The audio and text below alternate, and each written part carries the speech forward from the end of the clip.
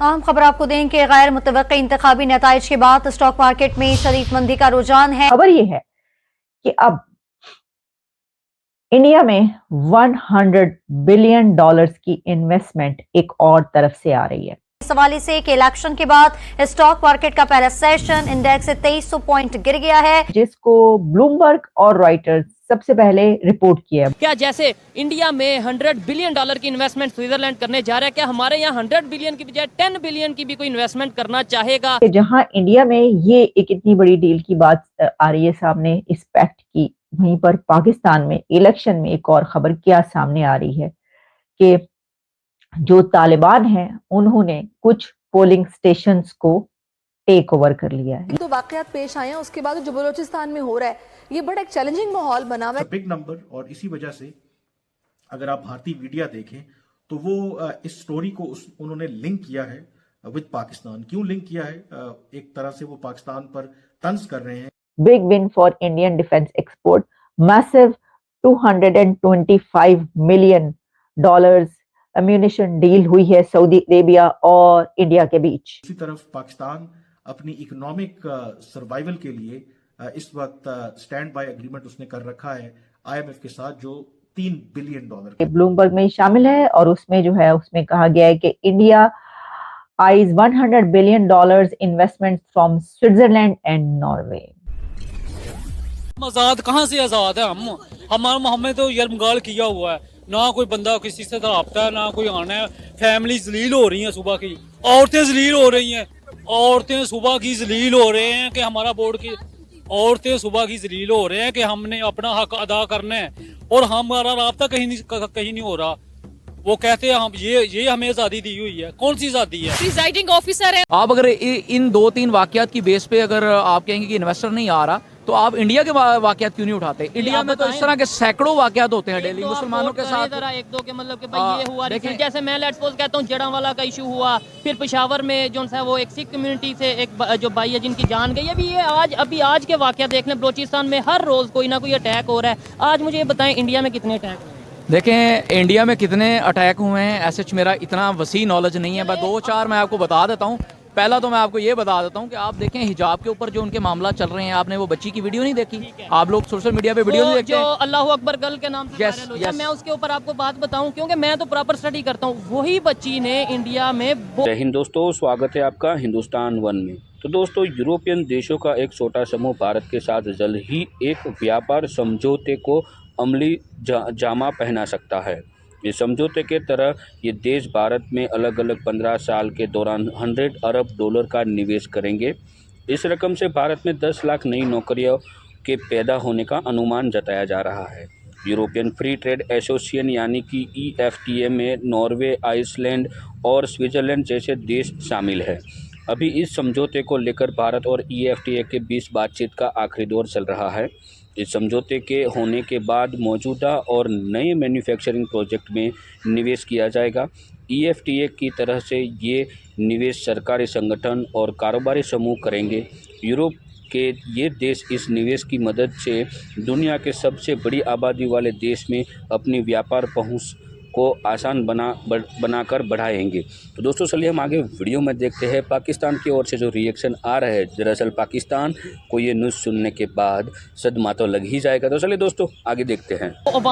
India में 100 billion dollars की investment एक और तरफ से आ रही है।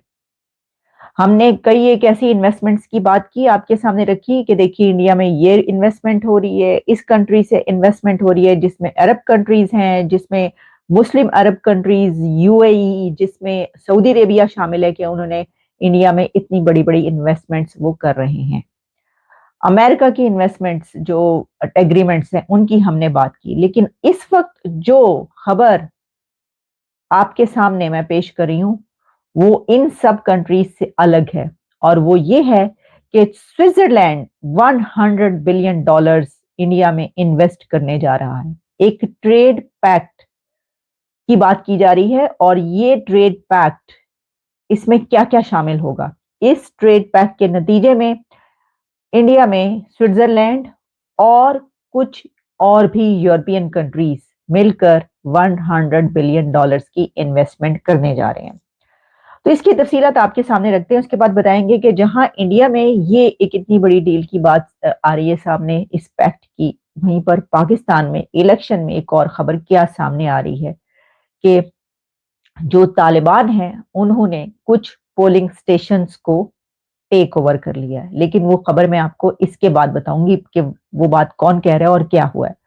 सबसे पहले जरा इसके ऊपर बात कर लेते हैं। जैसा कि मैंने आपको बताया कि ब्लूमबर्ग में शामिल है और उसमें जो है उसमें कहा गया है कि India eyes $100 billion investment from Switzerland and Norway, और इसमें एफ्टा ग्रुप है। EFTA group closing in on free trade agreement after 16 years.